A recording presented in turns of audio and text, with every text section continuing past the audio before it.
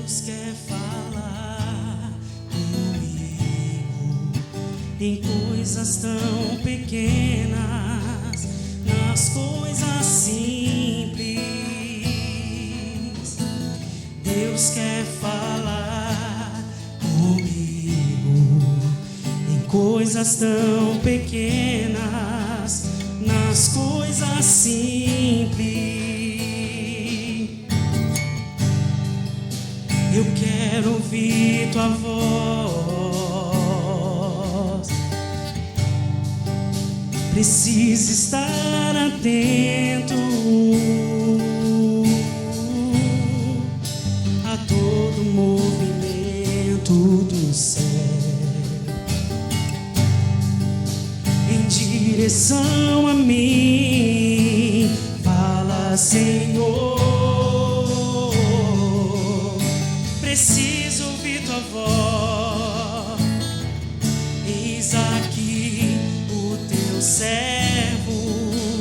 Fala-me, mão na palavra, Senhor, e no meu coração.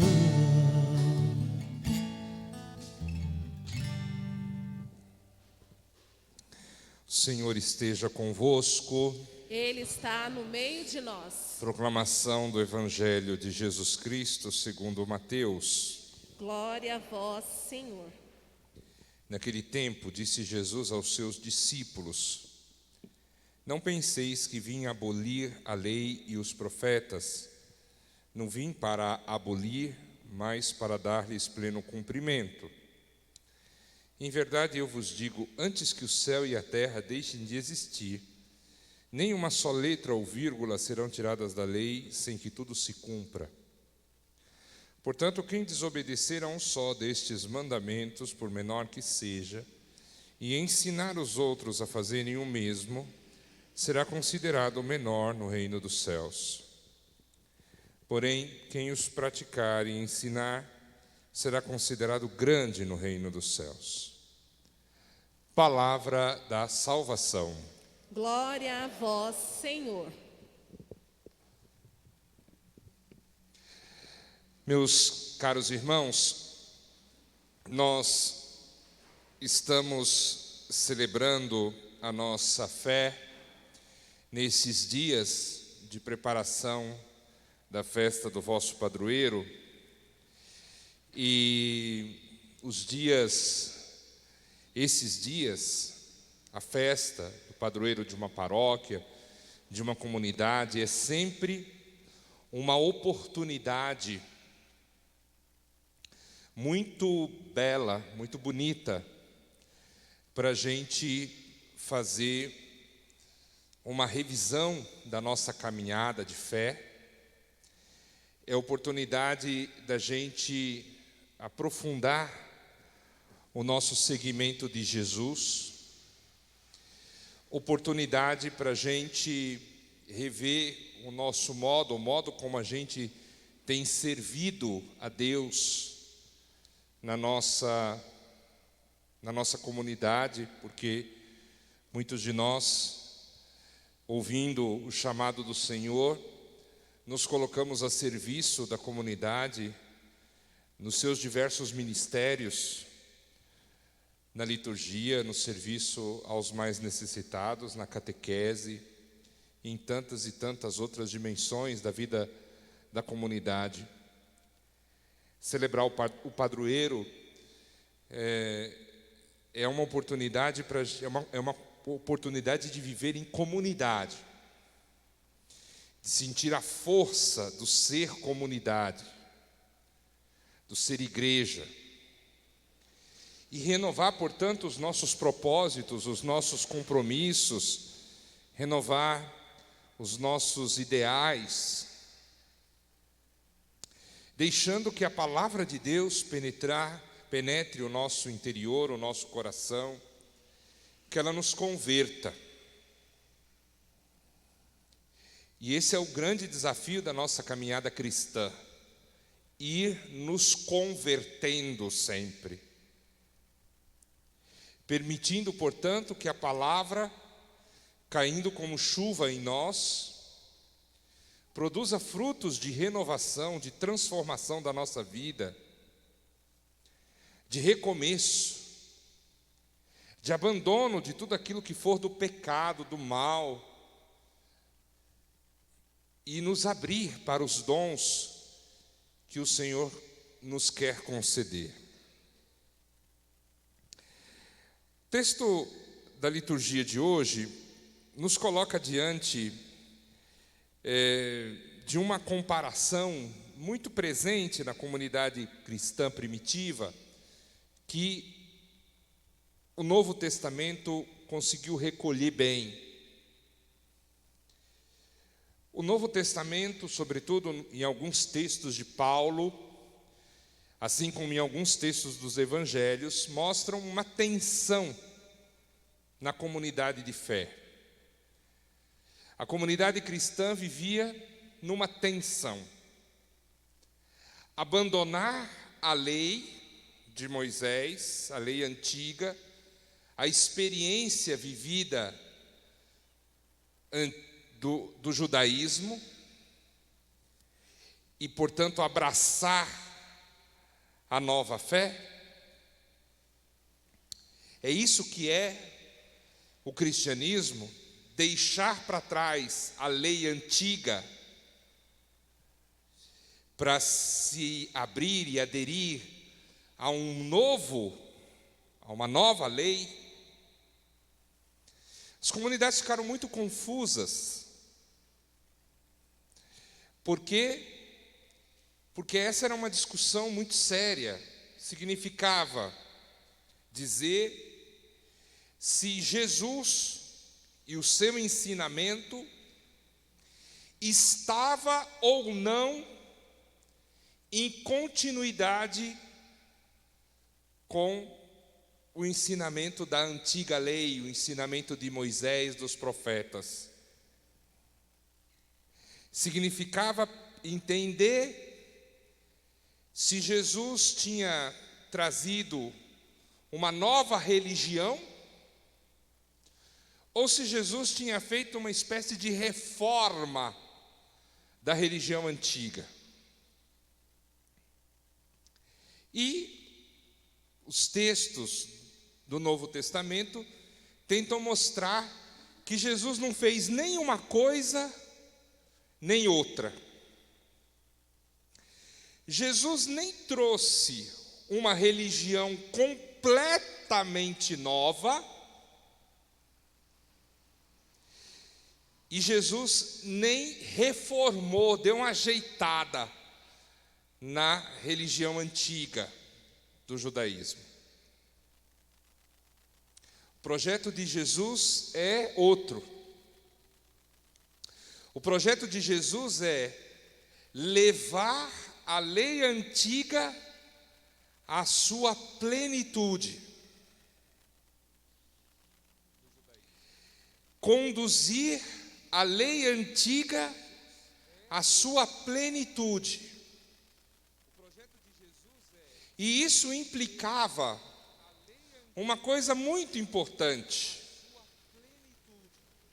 que a lei antiga, que aquilo que o Senhor havia revelado aos antepassados, os patriarcas, Moisés, os profetas, de que tudo aquilo tinha que ser vivido com autenticidade, com verdade, e não de forma hipócrita e falsa, como os fariseus do tempo de Jesus, os doutores da lei do tempo de Jesus viviam.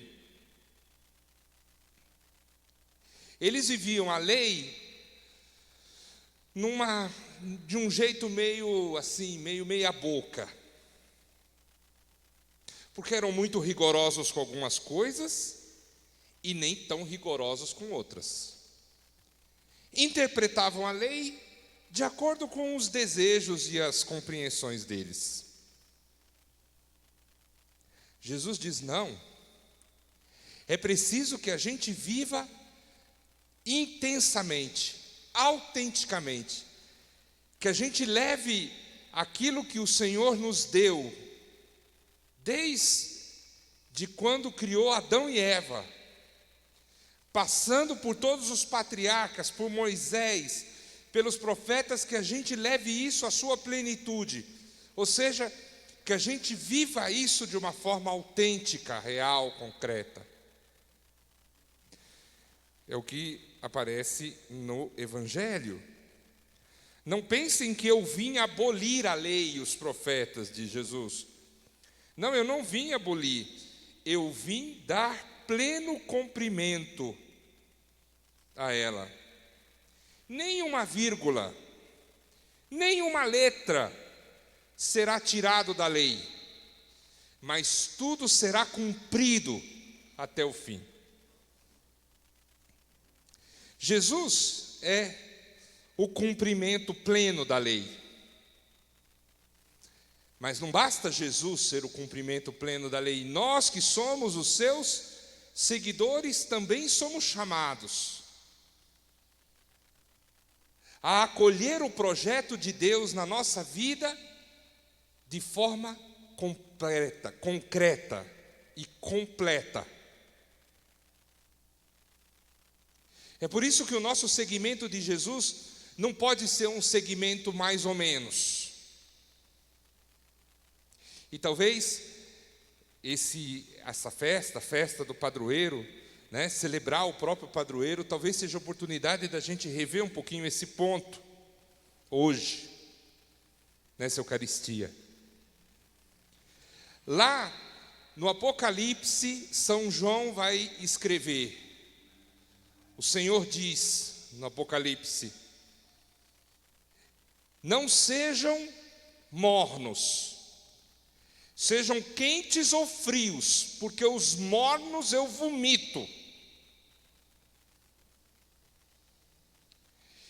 E esse é um elemento importante do nosso seguimento de Jesus, da gente não ser mais ou menos, da gente não viver a nossa fé de jeito mais ou menos, da gente não viver o seguimento de Jesus de forma mais ou menos. Não, da gente acolher a palavra de Deus na nossa vida como um projeto que nos dê vida plena, como algo que nos faça de verdade alcançar a nossa dignidade de filhos amados de Deus. Chega de viver a nossa religião de forma mais ou menos. Chega de viver a fé de forma medíocre. E isso em todos os aspectos da nossa vida. Transformar o Evangelho, a palavra de Jesus, o projeto de Jesus, de fato num projeto de vida nova. Para que o mundo veja e creia que nós somos de Deus, que nós fazemos experiência de Cristo, que nós somos seus discípulos. Eu sei que a religião como um todo nos ensinou que Deus é uma entidade a qual a gente deve pedir coisas impossíveis para a gente fazer. E é assim que muitas vezes a gente vive a religião. A gente vive a religião como uma espécie de estado de emergência, botão de emergência. Quando a gente não dá conta de alguma coisa, quando a gente não tem condições de alguma coisa, aí a gente aperta o botãozinho vermelho da religião. Muitas vezes a gente vive a religião assim. Foi assim talvez que a gente aprendeu, é assim talvez que o senso comum entenda a religião. Vivê-la como uma espécie de refúgio para a hora que a porca pia. Na hora que o bicho pega, então a gente corre para se abrigar debaixo das asas de Deus. E aí a gente clama por proteção, a gente quer resposta, a gente quer que Deus resolva aquele problema que a gente não pode resolver, que a gente não tem condições de resolver. Porque há uma série de problemas que a gente não tem condições de resolver. E aí a gente, nessa hora, a gente corre para se abrigar debaixo da proteção do sagrado, do divino. Eu sei que a religião, ela é vivida assim. E sobretudo entre nós, latino-americanos, onde tem um monte de influência, onde, enfim, a religião é muito complexa no Brasil. A gente tem vivido a religião de várias formas ao longo da história, enfim. Mas o cristianismo é um outro tipo de religião. O cristianismo não é essa religião. O cristianismo não é assim. O cristianismo é um segmento. O cristianismo é um caminho. De fato, esse foi o primeiro nome que os discípulos de Jesus receberam no Novo Testamento. Aqueles do caminho. Está lá no Atos dos Apóstolos. Foi o primeiro nome que os discípulos receberam. O caminho. O cristianismo é um caminho de seguimento de Jesus. Um caminho para aprender com Jesus. Um caminho para transformar a palavra de Jesus em experiência de vida. Um caminho onde a lei de Deus se transforma a lei da vida, do amor, da partilha, da solidariedade, do perdão. O cristianismo é uma religião, nesse sentido, ela é tão humana, porque ela nos coloca na linha de frente. Não é Deus, somos nós que temos a chave para abrir muitas portas. A porta da justiça, a porta da verdade, a porta da partilha, a porta da solidariedade. A chave está na nossa mão. Nós estamos experimentando isso, esse tempo, e com isso concluo, nós estamos experimentando isso esses dias, né? Esse 1 ano e pouco, no enfrentamento desse mal terrível. É óbvio que a gente está rezando, é óbvio que a gente já está com o nosso joelho dolorido de pedir a Deus que tenha compaixão da gente. É óbvio que a gente está se empenhando em oferecer os nossos sacrifícios espirituais para que Deus nos responda do alto do céu com a sua luz e o seu poder. Mas nós sabemos que o enfrentamento desse mal tem muito mais a ver com a caridade, com o amor, com a verdade, do que com Deus. As pessoas estão morrendo não só porque foram vítimas de um vírus mortal, elas estão morrendo porque não há consciência, porque há mentira, porque há corrupção, porque, infelizmente, nós somos guiados por um bando de gente do mal,